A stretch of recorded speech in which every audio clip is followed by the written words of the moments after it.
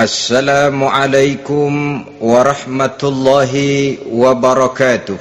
Waalaikumsalam warahmatullahi wabarakatuh. Bismillahirrahmanirrahim. Alhamdulillahi rabbil alamin. Wassalatu wassalamu ala ashrafil anbiya'i wal mursalin, Sayyidina wa maulana Muhammadin wa ala alihi wa ashabihil mujahidin at-tahirin. Amma ba'du, subhanaka la ilma lana illa ma 'allamtana innaka antal alimul hakim. La hawla wa la quwwata illa billahil aliyyil azim. Saudara-saudara kaum muslimin, terutama adik-adik para remaja dan pemuda yang saya cintai. Apabila seseorang akan membangun rumah, tentu saja dia akan mengadakan beberapa pilihan. Sejak dari memilih lokasi di mana rumah itu akan didirikan, sampai kepada menentukan bahan-bahan kualitas yang akan dipakainya, sampai kemudian kepada wujud dan bentuk rumah yang akan ditinggalinya.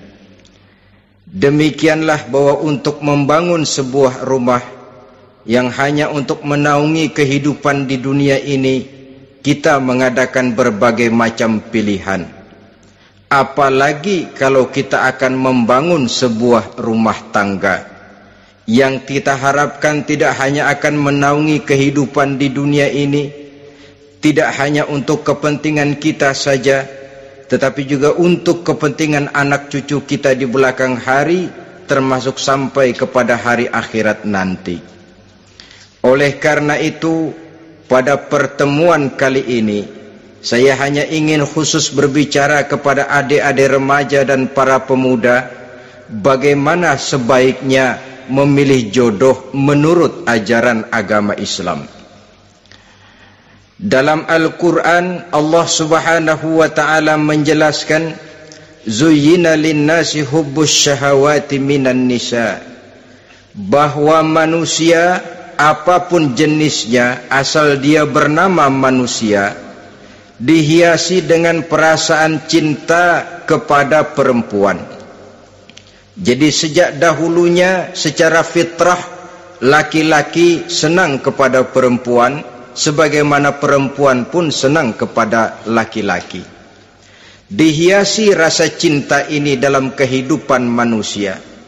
Dan oleh karena adanya rasa cinta, berkembanglah segala macam persoalan. Sehingga seorang ahli cinta pernah berkata, cinta adalah 5 huruf yang membuat persoalan tidak akan pernah selesai. 5 huruf yang membuat persoalan tidak akan pernah selesai-selesai.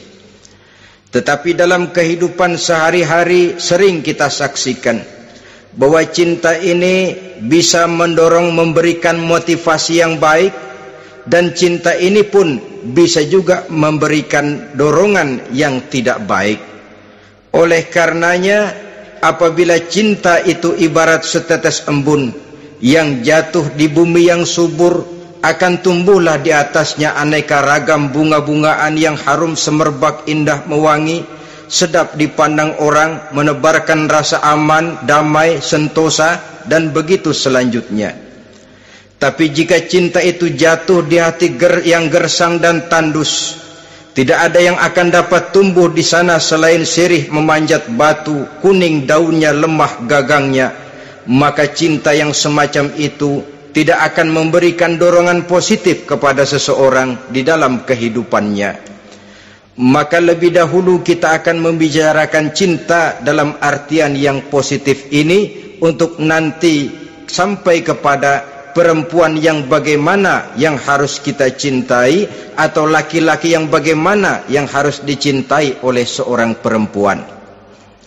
Saudara hadirin yang saya hormati, cinta dalam artian yang positif, pertama, dia selalu mendatangkan keindahan.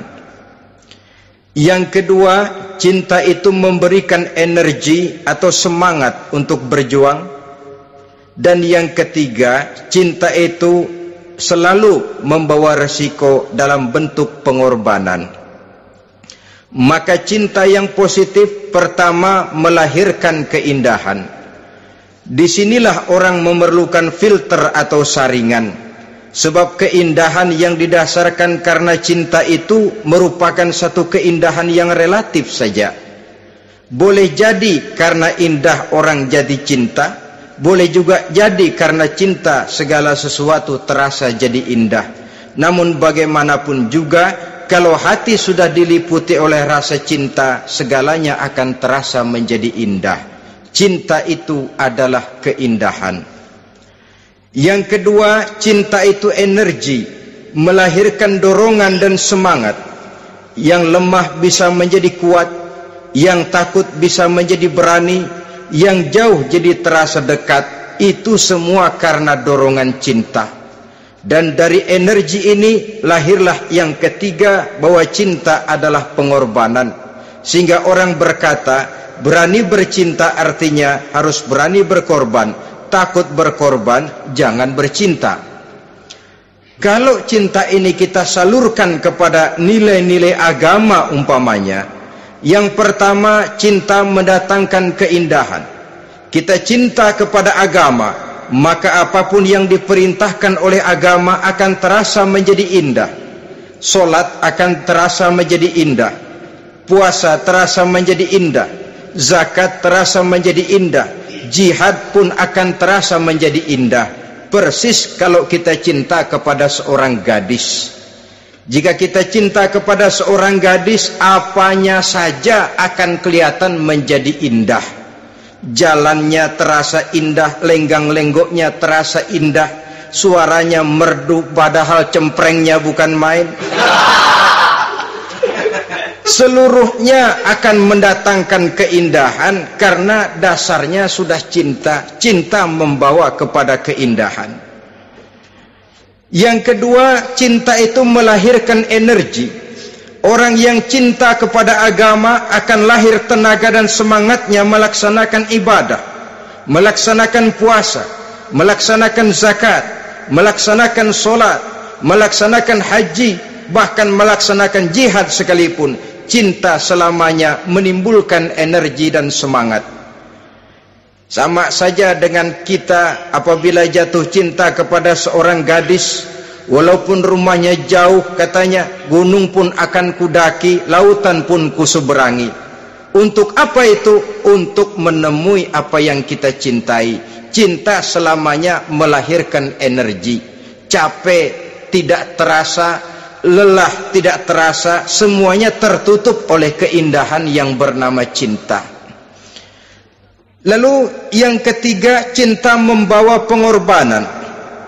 Apabila kita cinta kepada agama, maka pengorbanan terhadap apapun yang diminta oleh agama, baik itu pengorbanan waktu, tenaga, pikiran, harta, bahkan pengorbanan nyawa sekalipun, kita tidak akan berat melaksanakannya karena cinta kita kepada agama yang kita anut ini. Demikian juga cinta kita kepada seorang perempuan akan membuat kita rela berkorban. Apapun yang dia minta, jangankan kita tidak mampu, jangankan kita mampu, kita tidak mampu sekalipun, kita masih berusaha untuk mampu guna memenuhi tuntutan si buah hati belahan jantung. Kadang-kadang malam minggu si doi ngajak nonton, umpamanya duit tidak ada, gajian belum, kerja enggak, timbullah inisiatif, entah sepatu kita jual ke tukang loa, entah celana mampir dulu ke tempat lain. Yang penting kita berkorban untuk memenuhi permintaan si buah hati belahan jantung. Ketika itu pengorbanan sudah tidak kita rasakan lagi. Bahkan pengorbanan yang paling pedih sekalipun, dalam gurau, dalam bercanda misalnya, dicubit kita oleh kekasih kita, pedih bukan main, terkelupas kulit, mengalir darah, bukan nangis, nyengir. malah kadang-kadang minta tambah dicubit lagi. Itulah romantikanya cinta, sanggup membuat orang berkorban, melahirkan energi dan semangat, menambah keindahan dalam kehidupan, sepanjang dia dalam artian yang positif. Kalau demikian masalahnya, di dunia yang penuh dengan perbenturan nilai sekarang ini, orang sering salah jalan bagaimana memilih jodoh untuk membangun rumah tangga yang bahagia. Jangan lupa bahwa membangun rumah tangga ini bukan hanya untuk 1-2 bulan, bukan hanya untuk 1-2 tahun, bahkan bukan cuma untuk kehidupan dunia, lebih daripada itu pun untuk menunjang kebahagiaan di akhirat. Oleh karenanya, memilih jodoh bukan satu hal yang mudah, bukan satu hal yang bisa dilaksanakan sambil lalu, tetapi memerlukan penelitian, memerlukan pengamatan yang mendalam. Apa petunjuk agama tentang itu? Dengan kata lain, bagaimana seharusnya seseorang memilih jodoh dalam kehidupannya? Ini tentu saja sumbangan moral buat adik-adik remaja dan para pemuda yang lagi kebingungan memilih jodoh, atau barangkali buat bapak-bapak yang kepengen nambah lagi.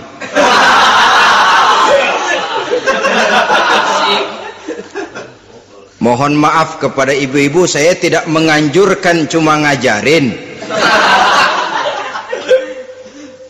Yang pertama, menurut Nabi, nikahilah perempuan itu karena rupanya, karena hartanya, karena keturunannya, dan karena agamanya. Ada 4 motif utama di sini. Pertama, memilih jodoh, lihatlah rupanya. Lagian siapa yang kepengen dapat jodoh rupanya nggak karu-karuan? Cari rupa yang cantik, indah, dan menawan. Namun jangan lupa, saya katakan di zaman di mana sering terjadi benturan nilai seperti sekarang ini, orang sulit untuk mendapatkan keaslian. Di mana teknologi sudah sedemikian canggih, di mana ilmu kedokteran sudah sedemikian maju, maka berbagai macam rupa bisa dibentuk dengan apa yang dinamakan operasi plastik misalnya. Yang pesek bisa dibikin mancung, kuping yang kelebaran bisa dibikin sedang, pipi yang kembung sebelah bisa dibikin rata, janggut yang tidak menarik bisa dibikin bak lebah bergantung katanya. Oleh karena itu, kalau pilihan hanya tertuju kepada rupa yang cantik saja semata-mata, kita sudah melakukan satu kesalahan yang sangat besar. Sebab apa? Diperingatkan oleh Nabi melalui hadis Ibnu Majah, Bazar dan Baihaqi dari Ibnu Umar. Janganlah kamu kawini seorang perempuan karena kecantikannya, sebab kecantikan boleh jadi akan mencelakakan. Jangan juga kamu kawini perempuan karena hartanya, sebab kekayaan biasanya akan mendatangkan kesombongan. Tetapi kawinilah karena agama dan akhlaknya, karena itulah yang akan membawa kepada kebahagiaan. Saudara-saudara kaum muslimin, terutama adik-adik remaja dan para pemuda, dikala usia puber, apalagi mata baru terbuka, awal balik namanya, remaja sering kehilangan filter. Pokoknya asal ngelihat rupa yang sudah lemot, denok, geboy, pikiran pun hanyut, malam terkenang, siang terbayang, tidur tak nyenyak, makan tak enak katanya, selalu terbayang wajah si doi. Dikala itu orang kehilangan pertimbangan bahwa rupa yang cantik kadang-kadang sering menipu. Diriwayatkan oleh Imam Ibnu Abbas, satu hari ketika sedang kumpul dengan para sahabat, lewatlah orang dengan potongan potongan orang kaya. Kelihatan kan, orang kaya sama orang miskin jalannya aja lain kan? Jalannya saja, jangan gaya hidupnya, jalannya saja lain. Liwat dia, Rasul bertanya kepada seorang sahabat, menurut pendapatmu bagaimana orang yang lewat itu? Kata sahabat, oh, yang lewat ini ya Rasul, kalau dia meminang perempuan pasti diterima. Kalau dia menolong orang pasti berhasil. Kalau dia ngomong pasti didengerin. Kenapa? Orang kaya. Orang kaya ya Rasul. Kalau dia minang, perempuan mana yang kagak bisa menerima kalau dipinang oleh orang kaya? Biar mukanya udah belipet kayak dompet tanggung bulan.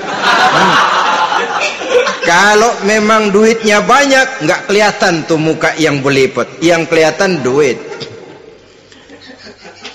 Kalau dia nolong orang, pasti berhasil apa yang dia tolong itu.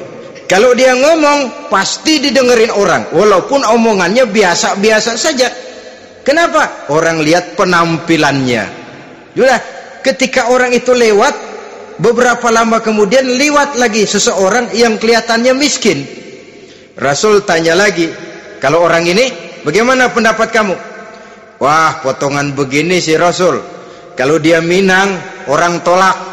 Siapa yang mau kawin sama kere begini? Kalau dia nolong orang, pasti nggak berhasil. Kalau dia ngomong, kagak bakalan ada yang mau dengerin. Siapa yang mau dengerin orang susah ngomong? Setelah orang itu lewat, apa kata Rasul? Orang yang terakhir, yang lewat ini, yang barusan lewat, jauh lebih baik dari yang pertama yang lewat tadi. Jauh lebih baik. Maksud dari ucapan ini, Rasul sebenarnya mendidik para sahabat jangan tertipu oleh penampilan. Sebab penampilan tidak selamanya mencerminkan keaslian. Apalagi di zaman sekarang, salon di mana-mana bejibun. Alis mata bisa dibikin, pipi bisa dicat. Yang pinggir kuning, yang tengah merah, di sebelah merah ada yang kehitam-hitaman, persis orang kepentok tiang listrik.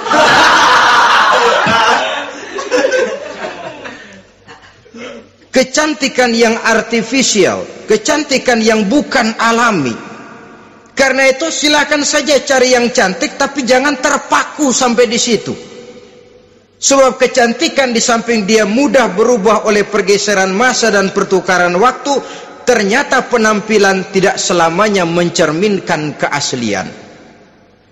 Lain hari seorang sahabat pernah mengadu, "Ya Rasul, ada apa? Inna imraati la turaddu yadul lamis." Ya Rasul, istri saya tidak pernah menolak tangan orang laki yang menjamahnya, mengajak salaman kepadanya. Apa jawab Rasul? Ceraiin aja. Tapi hati saya berat ya Rasul, saya cinta betul sama dia. Ya kalau hatimu berat, jaga dia baik-baik. Nah, dari riwayat ringkas ini kita ambil satu perbandingan. Memang punya istri berwajah cantik itu kadang-kadang si malakama kalau imannya tidak kuat. Si malakama, kita diemin aja, binal, makan hati, nggak aman, nggak tentram. Jangan-jangan saya berangkat ke kantor, dia ngompreng. Buah si malakama, seperti orang tadi, ya Rasul, istri saya kelihatannya sebenarnya tidak negatif maksudnya ini, cuma bersalaman, tapi terlalu ngobrol. La turaddu yadul lamis, tidak pernah menolak orang yang ngajak salaman. Ya sekedar salaman. Tapi kan awalnya dari salaman. Kalau sudah salaman kan strum bisa ngederdet dari tangan situ. Kata Rasul sederhana saja. Ya kalau memang begitu ceraiin. Saya nggak kuat Rasul, saya cinta betul sama dia. Kalau kau tak kuat berpisah dengan dia, jagalah dia baik-baik. Ajar, didik, tanamkan rasa keagamaan di dalam hatinya. Saudara-saudara kaum muslimin, jadi rupa yang cantik tanpa didasari oleh nilai-nilai agama akan membuat seorang suami di rumah tangganya seperti si malakama. Seperti berhadapan dengan buah si malakama kalau tidak diiringi dengan nilai-nilai moral yang luhur dan bekal agama yang tangguh. akan pergi jauh dari rumah rasanya tidak aman, sedangkan di rumah saja siapa yang akan mencari nafkah? Dan begitu selanjutnya. Orang tadi jelas berhadapan dengan buah si malakama. Didiamkan, makan hati. Sebab maaf, kalau seorang suami sudah tidak punya rasa cemburu terhadap istrinya, itu kan yang disebut dayus. Dan dayus itu jangankan masuk surga, bau surga saja dia tidak dapat. Tapi cemburu dalam artian bukan cemburu buta, cemburu dalam artian yang wajar. Dia cemburu, akan dikerasi, takut kalau istrinya minta cerai, sedangkan dia cintanya sudah kadung medok bener. Si malakama jadinya. Nah, ini juga satu riwayat yang memberikan gambaran kepada kita. Pilihan, silakan cari rupa yang cantik saja. Cari yang cantik. Tapi kalau itu dijadikan motif utama tanpa dasar-dasar agama, saya khawatir nanti rumah tangga kita akan berhadapan dengan buah si malakama. Jadi adik-adik remaja, usaha, ikhtiar, cari yang cantik, yang kira-kira nggak membosenin, supaya kita betah tinggal di rumah, supaya kita merasa ada tempat berbagi rasa, ada tempat kita bernaung. Sebab kalau nyari bini sebini-bininya mah, ya jodoh di tangan Tuhan, kagak usah nyari juga ntar datang diri umpamanya. Iya, kalau yang datang peot. Orang harus berusaha, walaupun pada akhirnya jodoh toh memang ditentukan Allah. Kan 3 hal yang kita tidak bisa menentukan itu katanya. Maut, rezeki, jodoh.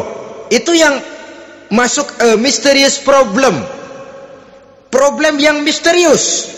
Maut misterius. Kapan kita mati kita sendiri tidak tahu. Tahun depan, 50 tahun lagi, 100 tahun lagi, tidak pernah seorang pun diberitahu. Tapi yang pasti dia bakal datang. Kapan dan di mananya kita tidak tahu. Bisa di rumah, bisa di masjid, ya alhamdulillah. Bisa di majelis taklim, syukur. Bisa di medan perang membela agama, bagus. Pasti dia akan datang. Maut, mysterious problem, sesuatu yang kita tidak tahu kapan datangnya. Rezeki gitu juga, sehingga orang sering bilang rezeki katanya kayak bayangan. Kita uber-uber dia lari, kita diam dia mah diam. Setengah mati kita uber-uber, emang ukuran segitu aja. Begitu kita nggak ngapa-ngapain, datang yang bawain rezeki. Namanya rezeki itu mysterious problem. Kadang-kadang ngobek, sungsang, sumbul, udah segala tanah orang kita ukur-ukurin. Udah segala ngomong sudah nggak ada yang loh, terus udah buta.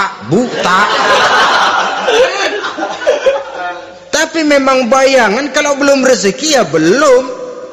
Kadang-kadang nyari kode sampai tidur di kuburan, belepotan tanah kuburan loh. Yang aneh lagi kadang-kadang orang gila ditanyain. Allahu Akbar, ini kode-kode zaman sekarang ini. Sampai orang waras nanyain orang gila, itu gimana itu? Ini sudah efek yang betul-betul negatif. Sudah jelas orang gila kok ditanya. Apa kira-kira yang nanya nggak lebih gila dari yang gila itu?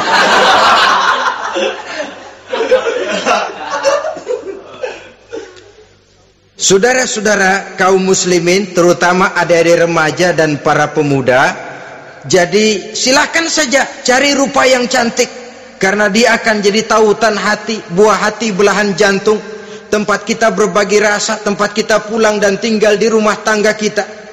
Tapi hendaknya kecantikan rupa itu diiringi juga dengan kecantikan budi.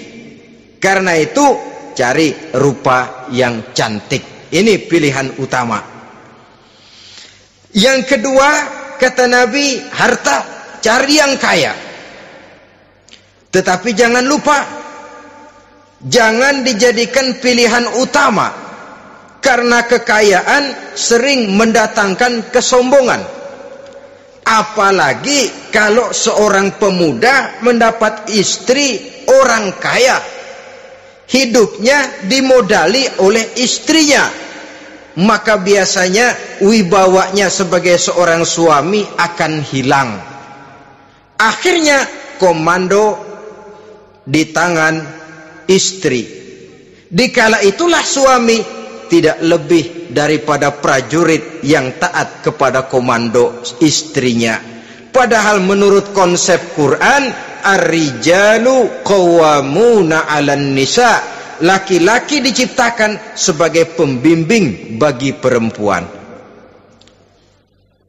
Kalau nanti suatu saat terjadi benturan, sedangkan modal diberikan oleh istri, terjadilah pengungkitan. Kata istrinya apa? Lu jangan bertingkah, lu kan kawin sama gue, modal lu kolor doang.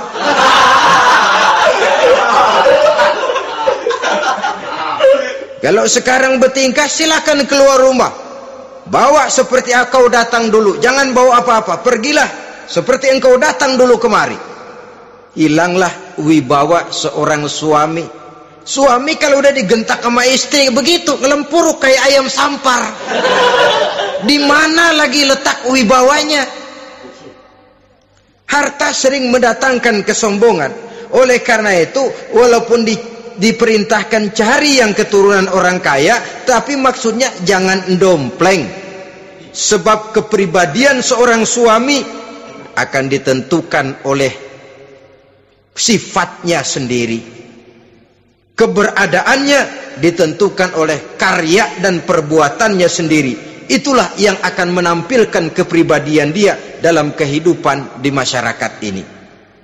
Saudara-saudara kaum muslimin, terutama adik-adik remaja dan para pemuda, kan kadang-kadang di zaman sekarang kan kelas-kelas gigolo, playboy ya, nyari tante-tante kesepian, mejeng-mejeng di pinggir-pinggir jalan dengan harapan apa? Ya barter lah, tukar tambah. Nah, supaya dapat rokok, dibelikan pakaian, motor dan sebagainya. Tapi yang jelas hilang harga diri sebagai laki-laki, dan itu yang paling mahal. Kalau seorang laki-laki sudah kehilangan harga diri, apalagi yang bisa dibanggakan dalam kehidupan ini? Apa artinya naik mobil kalau kepala tertunduk ke bawah? Apa artinya jalan di tengah masyarakat kalau kita tidak bisa menengadah dengan satu kebanggaan? Hilangnya harga diri merupakan kehancuran awal dari sebuah pribadi yang untuk jangka panjang kita tidak akan bisa lagi berbuat banyak. Tanpa harta orang memang sulit untuk bahagia, tapi harta semata-mata bukan merupakan jaminan bahwa orang lantas akan bahagia. Saya barangkali harus berkata, banyak orang miskin yang kaya, tapi tidak sedikit orang kaya yang miskin. Saya ulangi ini, banyak orang miskin yang kaya, tetapi tidak sedikit orang kaya yang miskin. Nah, bagaimana pengertiannya? Orang miskin yang kaya, materinya sederhana, peralatan rumah tangganya sederhana, tapi hatinya kaya. Oleh karena hatinya kaya, jiwanya lapang. Sebaliknya, orang kaya yang miskin, di tengah kelimpahan materi yang berlimpah, segalanya serba ada, hatinya yang miskin. Kelimpahan materi tidak akan sanggup mengobati kemiskinan hatinya. Sehingga di tengah kehidupan yang serba ada, dia masih merasa kurang, maka dia tidak pernah cukup. Di tengah kemilauan dan gemerlapan serta glamornya rumah mewah, dia merasa hidup di tengah gurun pasir yang gersang dan tandus. Karena itu, biarlah miskin harta tapi kaya budi, daripada kaya harta tapi miskin budi. Lebih utama lagi kaya harta, kaya budi. Itu idealnya. Dasar pilihan ketiga sesudah rupa dan harta menurut Nabi, keluarga. Faktor keturunan sangat menentukan.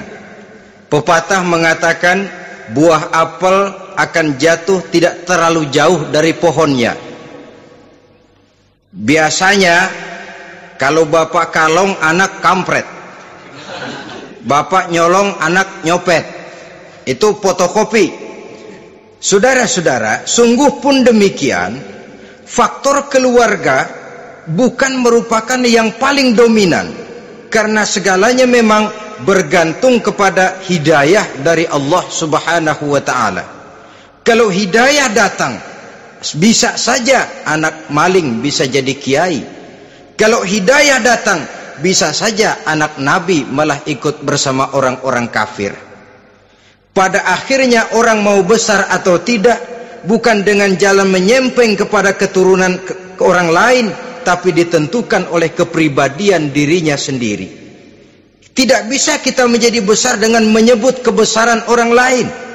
Itu sebabnya dicontohkan oleh Imam Ali pada saat beliau berkata, laisal fata may yaqulu kana abi walakinnal fata may yaquluha anadha. Anak muda yang gentleman adalah anak muda yang berani berkata, inilah saya. Bukan anak muda yang membanggakan leluhurnya. Ini kan zaman sekarang ini lagi ngetop-ngetopnya lagu-lagu cengeng katanya dah. Sebenarnya menurut saya bukan cuma lagu cengeng yang jadi masalah.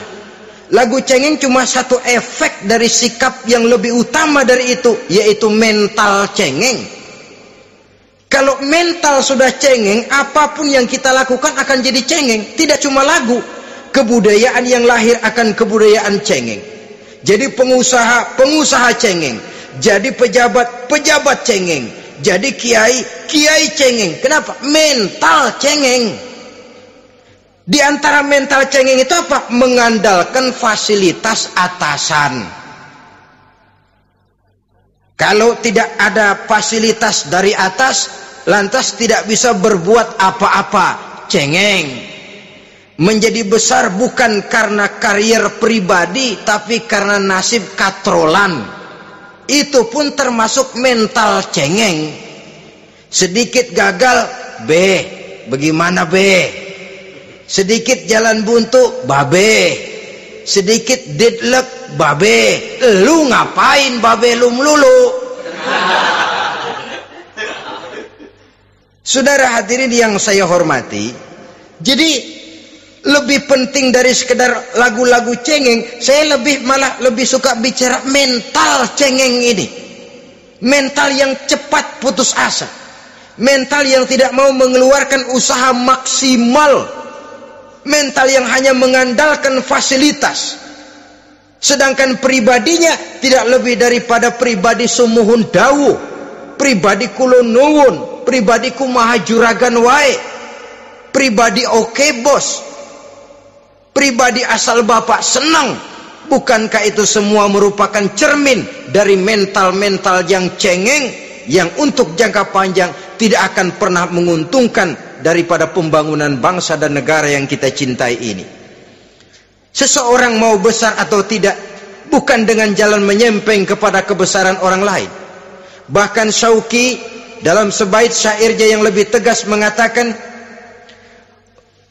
wa syarrun nasi zu khumulin iza fakhartahum zakarul jaduda wa syarrun nasi wa khairun nasi zu syarafin qadimin aqama li nafsihi syarafan jadida.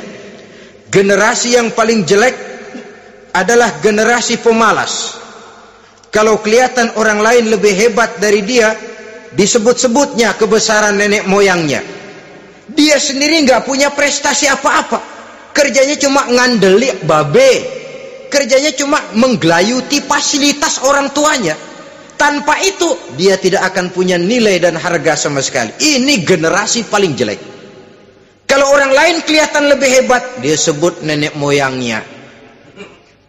Lo sih belum apa-apa, lo baru kopral lo. Engkong gua no, komandan Hansip. Engkongnya. Engkongnya yang disebutin. Dia sendiri tidak punya prestasi apa-apa.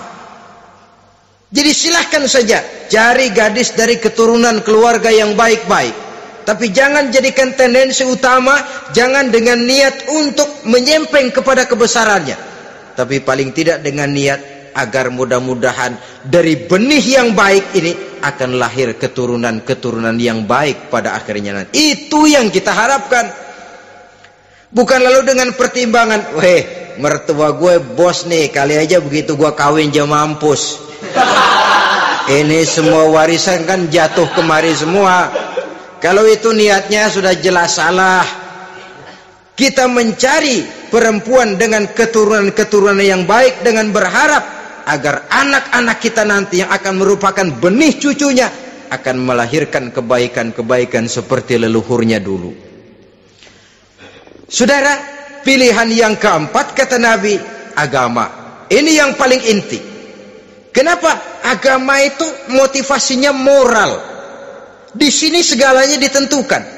Rupa yang baik, harta yang banyak, keluarga yang luhur. Kalau sudah dilandasi oleh agama yang rapuh, bahkan tidak beragama sama sekali, ketiga hal di atas tadi hanya akan mendatangkan malapetaka. Sekarang kan kita tertipu oleh penampilan, padahal penampilan belum tentu kenyataan. Di jalan-jalan kita akan lebih terpesona melihat gadis pakai miniskirt di atas lutut ketimbang kita melihat gadis-gadis yang pakai jilbab. Kalau sudah pakai jilbab keliwat, yang usil banyak banget, bau sorga nih. Bau sorga katanya.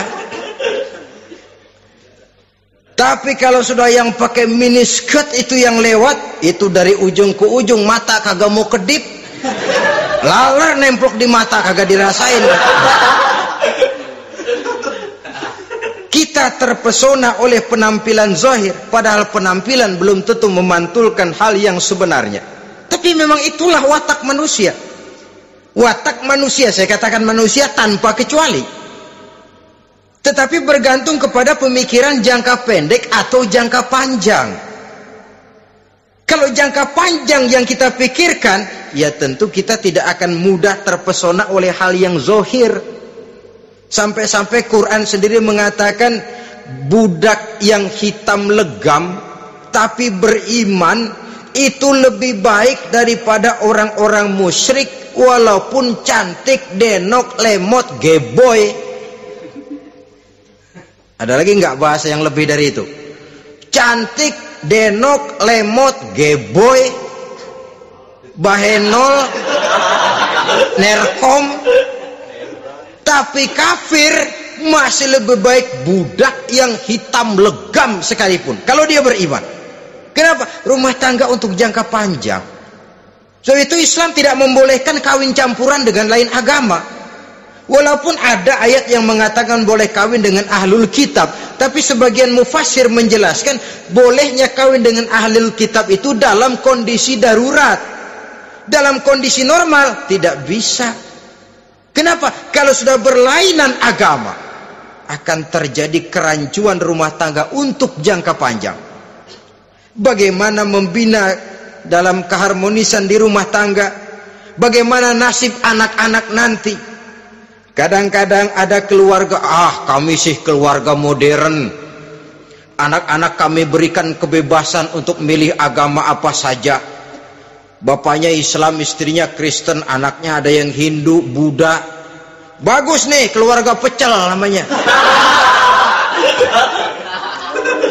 Bagaimana keluarga modern bisa seperti itu? Padahal seorang suami bertanggung jawab di hadapan Allah. Dia akan ditanya tentang istrinya. Dia akan dimintakan pertanggungan jawab tentang anak-anaknya.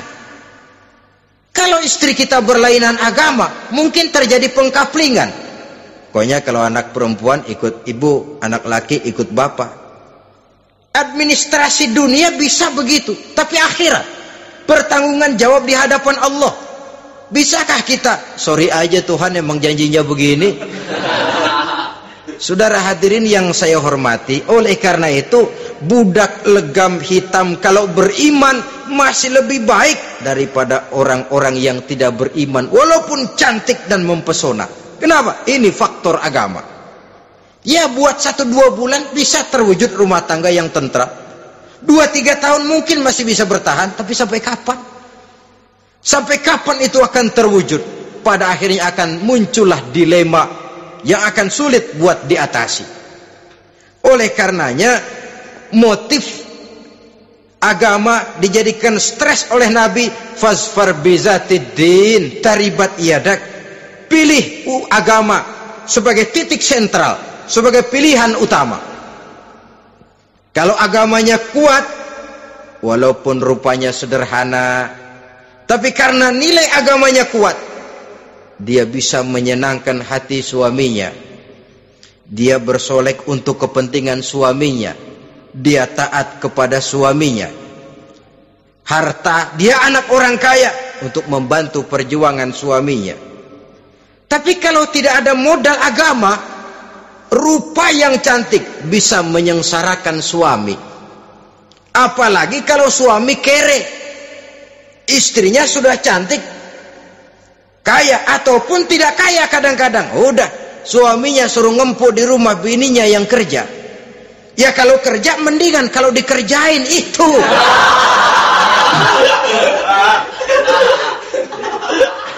Itu yang repot. Saudara hadirin yang saya hormati, dan ini bukan 1-2 kasus. Alangkah malangnya kalau sudah terkena hal seperti itu. Akhirnya seperti pengaduan sahabat kepada Rasul tadi. Mau diceraiin, cinta saya udah medok bener Rasul. Enggak diceraiin, hati saya ngebet, pegel. Si malakama akhirnya. Jadi oleh karenanya agama. Kalau dia cantik, walaupun miskin, agamanya kuat, dia bisa memelihara kehormatan diri. Dia kaya, agamanya kuat, hartanya disalurkan di jalan Allah. Karena itu agama jadikan pilihan utama. Dan ukuran agama itu bukan cuma jilbab loh. Ya kadang-kadang ada juga yang jilbabnya nggak pernah lepas, tapi kadang-kadang akhlaknya lebih binal dari yang kribo. Ada cuma sekedar kamuflase saja, itu pun penampilan, sekedar penampilan saja. Cuma dari segi aurat ya memang lebih baik dan lebih utama, dan saya kira lebih mengundang penasaran toh. Duren kalau udah dibuka kan kelihatan isinya, emang udah begitu, udah. Tapi kalau masih rapat, itu yang rasanya kita pengen buka, timbul tantangan, gue pengen tahu isinya. Rasanya juga begitu. Sama saja dengan baju, kalau dibungkus rapat di plastik, ditaruh di etalase, adanya di toko mau serba ada, tahu kita barang mahal nih. Biar punya duit, kita mau nawar ragu-ragu, takut nggak cukup. Tapi kalau barang sudah dibuka di jalanan, diobral di pinggir jalan, murahan, 1.003 masih dicampur odol. Yang begitu sih biar nggak punya duit, kita berani banget tanya, nawar, megang lagi nyemek. Berduit nih bang. Kenapa? Barang sudah terbuka.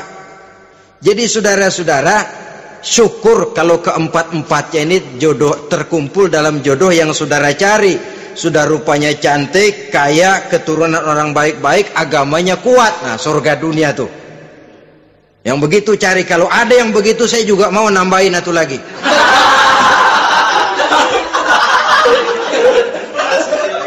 Tapi yang kumpul keempat-empatnya ini terus terang saja langka. Makhluk langka ini. Kadang-kadang cantik, kaya, keluarganya hebat, agamanya nol, akhlaknya kayak setan. Tapi yang paling celaka kalau empat-empatnya kagak ada. Rupanya jelek, melarat, bapaknya biang maling, kagak beragama lagi. Apanya yang mau dipilih? Mampus saja mendingan. Sudah nggak ada pilihan sama sekali tuh. Sudah nggak ada pilihan sama sekali. Saudara hadirin yang saya hormati, terutama adik-adik remaja. Nah, lalu apa motivasi agama dalam pembinaan ini apa? Agama ini kan memberikan contoh bahwa perempuan yang baik itu, yang kita ingin jadikan dia sebagai ideal dalam pencarian jodoh, tandanya 3. Iza ra'aitaha sarratka, kata Nabi. Kalau dipandang, dia bisa menggembirakan kamu. Kan ini yang penting buat seorang suami. Kalau saudara nanti jadi suami, punya istri yang jadi partner setia mendampingi suaminya. Kalau dilihat nggak bosenin. Kenapa?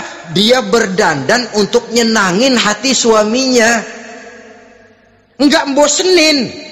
Kan kadang-kadang ada bini kalau kita pulang demek aja fotonya.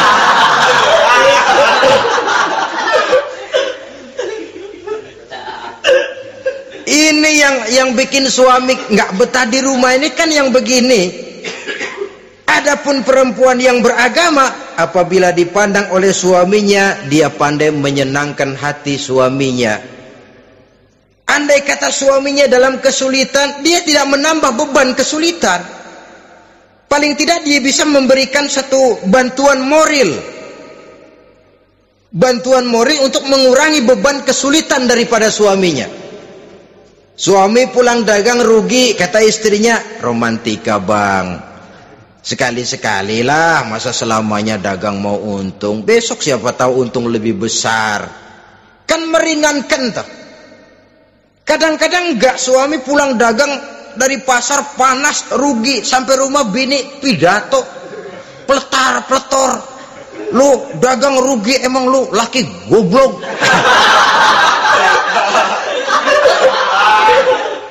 Sudahlah di pasar rugi, di rumah digoblok-goblokin. Ini nanti kena penyakit broken home yang begini ini. Padahal kesuksesan di kantor, kesuksesan di pasar, kesuksesan di medan tugas selalu dimulai dari kesuksesan dan ketenangan dari rumah tangga. Dia berhias untuk kepentingan suaminya, tidak terlalu berlebihan, dan suaminya pun pandai menghargai istrinya dengan kata-kata yang menimbulkan gairah dan semangat. Melihat istrinya bersorak, kamu makin cantik saja. Jangan juga kadang-kadang suami ketus, ngelihat dasu pulang kantor, lihat suaminya, istrinya dandan rapi, tumben lu mau bekasin apa? Mau bekasin katanya. Artinya apa ini? Pandai mengembirakan, bisa tenggang rasa, bisa berbagi rasa. Sehingga suami merasa ada tempat dia bertukar pikiran, ada tempat dia membicarakan persoalan. Dialog dalam kehidupan berumah tangga itu sangat diperlukan. Iza ra'aitaha sarratka, kalau dipandang dia sanggup mengembirakan kamu. Dikasih uang 500 senyum, 5.000 pun ketawa, menggembirakan. Dia bisa taruh kata hatinya kesel, tapi mulutnya senyum. Nah ini yang sulit ini. Senyum tapi kesel, kesel tapi senyum. Kadang-kadang istri itu kan kalau sudah kesel, suami pulang nggak bisa dia menyembunyikan kekesalannya. Dari jauh suami sudah lihat ini yang nyambut, ini bemo ini. Udah monyong serem. Saudara hadirin yang saya hormati, yang kedua, bila diperintah dia taat. Ini pengaruh agama. Sehingga Nabi mengatakan, "Lau amartu li ahadin ayyasjuda ila ghairiha, la amartul mas'ada la amartul mar'ata litasjuda ila zawjiha likibari haqqihi 'alaiha." Andai kata saja boleh aku memerintahkan manusia untuk sujud kepada sesama manusia, pastilah aku perintahkan perempuan untuk sujud kepada suaminya. Kenapa? Karena besar hak suaminya kepada dirinya. Untung sujud kepada manusia tidak boleh. Andai kata boleh, perempuan disuruh sujud sama suaminya. Ini tidak perlu sampai sujud, cium tangan saja minta ridho suami. Kadang-kadang perempuan sekarang berat. Paling banter setahun sekali lebaran doang. Laki pulang sembahyang tubruk, cium tangan, minta redo, nangis segala macam. 3 hari habis lebaran beras habis, monyong aja lagi.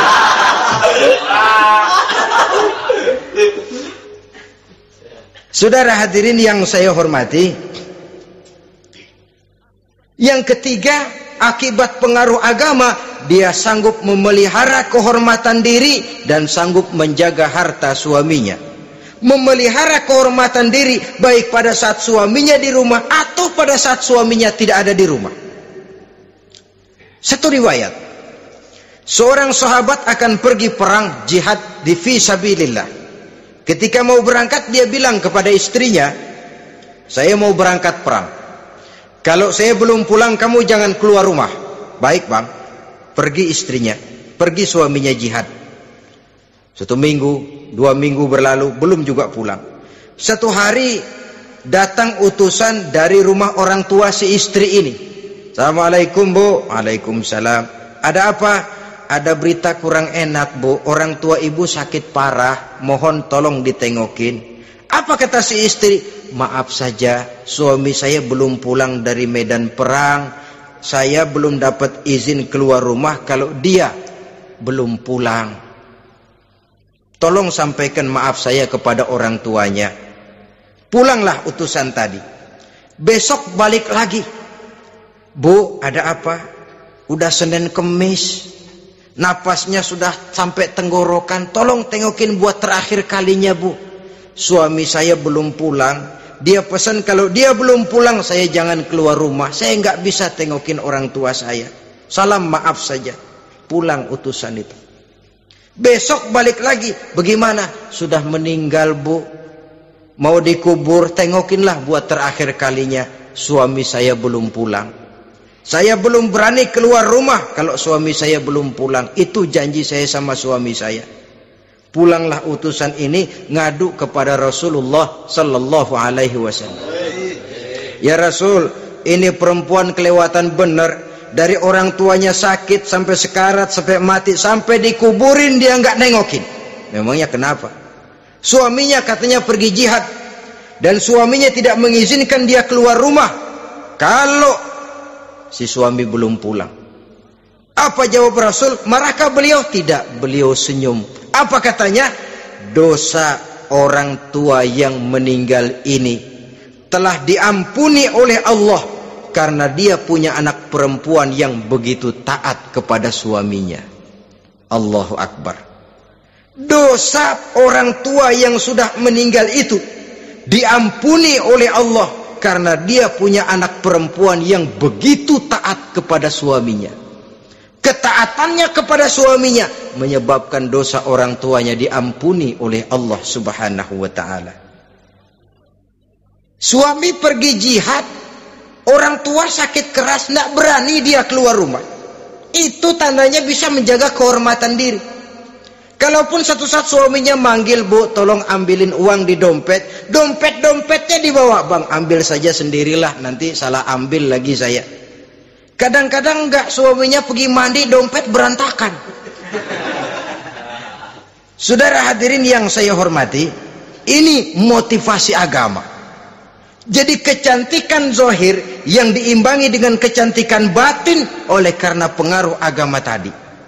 Kalau sudah kemari, orang tidak perlu mikir-mikir operasi plastik, bikin yang pesek jadi mancung supaya orang tertarik, bikin belakang yang kurus jadi menarik. Tidak.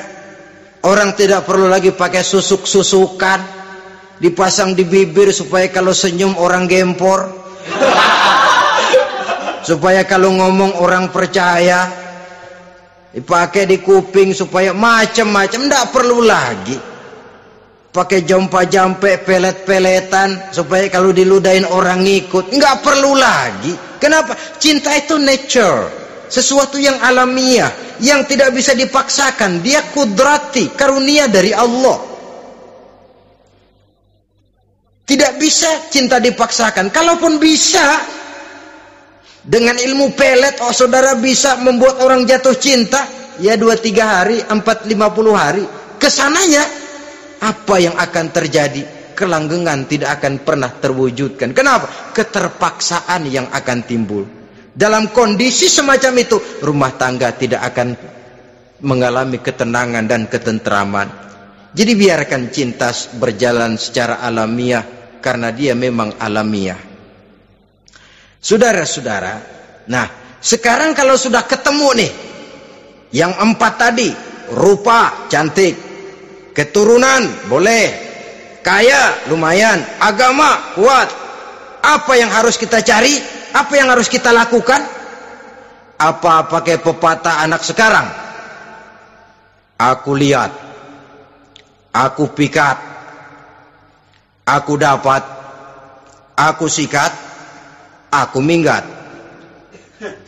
bangsat.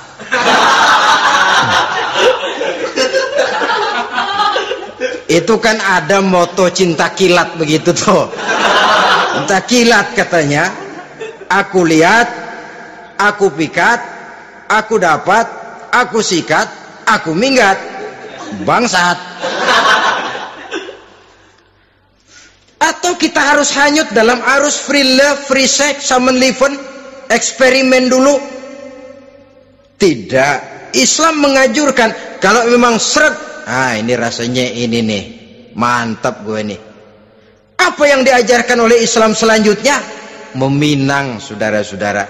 Meminang adalah langkah awal untuk mengikat tali pernikahan.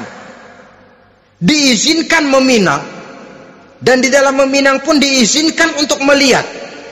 Cuma kalau boleh, ya syaratnya itu waktu melihat itu jangan sampai ketahuan si perempuan yang akan kita pinang itu. Untuk apa kita meminang? Pertama, untuk yakin bahwa perempuan yang kita inginkan ini sudah kumpul syaratnya, itu tidak ada cacatnya. Yang kedua, untuk memperkuat tekad hidup berumah tangga, diperlukan meminang. Adapun adat itu berbeda, tapi bahwa konsep meminang itu dalam Islam ada, itu jelas. Ya kalau mesti bawa pisang raja, pakai roti buaya, pakai martabak segede ban mobil truk segala macam, itu adat saja ya. Tapi yang real meminang itu ada dalam Islam. Nah, bagaimana adab meminang? Setelah kita tahu anak ini cantiknya ya, keturunan baik ya, kekayaannya lumayan, agamanya kuat, pinanglah dia. Caranya boleh lihat langsung. Lihat langsung kalau bisa tanpa setahu si perempuan. Dan batas yang boleh dilihat itu muka dan tangan, itu saja. Jadi jangan gerusak. Minta permisi Pak, saya mau ngelihat anak bapak seutuhnya, soalnya buat saya ini nanti. Apanya aja dibedolin, jangan. Kira-kira yang boleh itu muka sama tangan. Andai kata kita risih, sebab nanti kalau nggak jadi akan jadi timbul rasa malu dan si perempuan juga kasihan. Boleh mengutus perempuan yang kita percaya. Coba kau ke sana, lihat kondisinya yang sebenarnya bagaimana. Kalau ngelihat dari jauh sih utuh, siapa tahu nanti tangannya kurang sebelah. Coba lihat sana.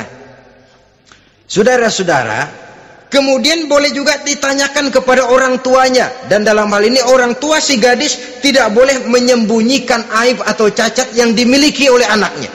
Dia harus menceritakan apa adanya, sampai pun kekurangan anaknya yang paling kecil sekalipun. Sebab apa? Jangan sampai istilah pepatah beli kucing dalam karung. Kedengeran suaranya doang meong-meong, begitu dibuka tuh kucing gempor sebelah kakinya nggak ada. Kan tentu kita tidak kepengen kecewa di belakang hari. Itulah perlunya meminang sebagai jembatan untuk menuju kepada pernikahan.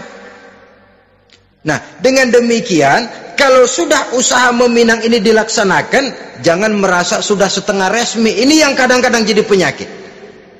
Malah sesudah meminang harus masing-masing lebih menjaga diri, menjaga kehormatan, menjaga pergaulan. Kenapa? Agar saat memasuki jenjang pernikahan nanti merupakan jenjang yang sangat ditunggu-tunggu. Ada rasa keinginan tahu. Kalau tidak, ya udah biasa, nggak giroh lagi ngadepin perkawinan. Kenapa? Kemarin-kemarin gue udah cobain. Hilang gairah lagi. Sebab itu kalau sudah meminang, jangan merasa sudah setengah halal. Udah minang ini Kadang-kadang orang tua juga konyol. Sudah dipinang, diumbar. Lu mau kemana keda lu udah pinang? Padahal meminang itu cuma langkah awal. Sedangkan selanjutnya harus lebih berusaha menjaga kehormatan diri sampai pada saat nanti pelaksanaan pernikahan.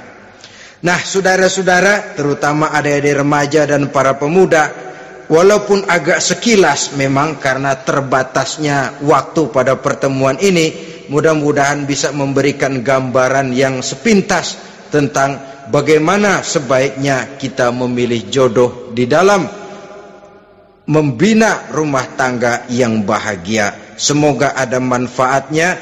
Terima kasih atas segala perhatian. Mohon maaf atas segala kekurangan. Usikum wa nafsi bitaqwallah. Wassalamualaikum warahmatullahi wabarakatuh.